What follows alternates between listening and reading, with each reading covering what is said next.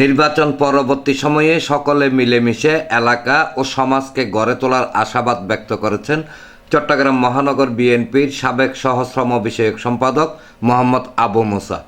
গত 17টি বছর আপনাদের প্রতিটি দুঃখে সুখে আপনাদের সাথে থাকার চেষ্টা করেছি, মৃত্যুবরণ করেছে মানবতার খাতিরে, আন্তরিকতার খাতিরে উপস্থিত হয়েছি, আগুনে আক্রান্ত হয়েছে, আমরা এখানে পাশে দাঁড়াবার চেষ্টা করেছি, কারো সামাজিক কোনো অনুষ্ঠান হয়েছে আমরা হাজির হয়েছি।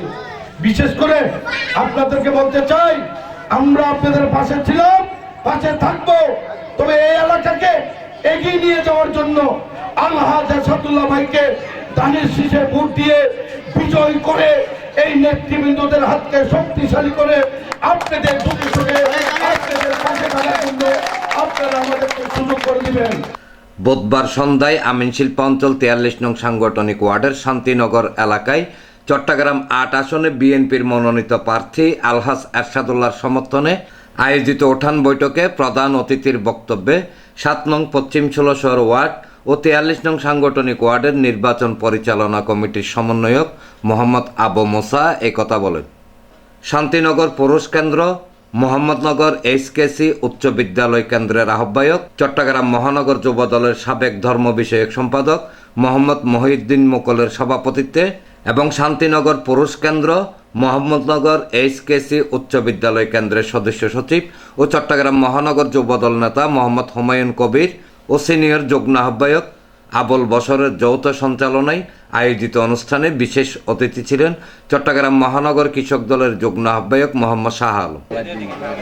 আজকে বক্তব্য দেওয়ার কিছু নেই, বক্তব্য একটাই, আগামী 12 তারিখ ধানের শেষে ভোট দিয়ে আমাদের তারেক জিয়াকে প্রধানমন্ত্রী বানানোর উদ্দেশ্যে একটাই 12 তারিখ।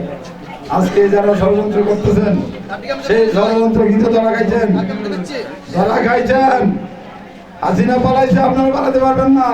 আমরা এই বৈঠক পর্যন্ত বসে থাকলে হবে না, আমরা ঘরে ঘরে যেভাবে কাজ করতেছি সুফল আশা এবং আমাদের ভাগ্য নির্ধারণ হওয়ার দিন হলো 12 তারিখ।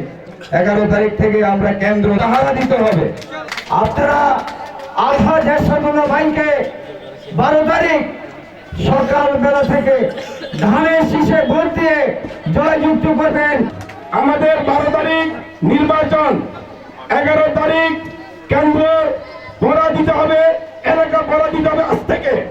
কারণ সেখানে যেভাবে ভোট বাহিনী এবং নাবালক ছেলেদেরকে নিয়ে তারা একটি পুতুল খেলা শুরু করেছে।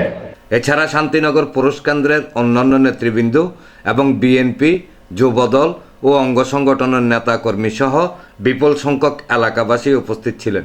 এনামুল হক লিটন, প্রগতি 24 টিভি।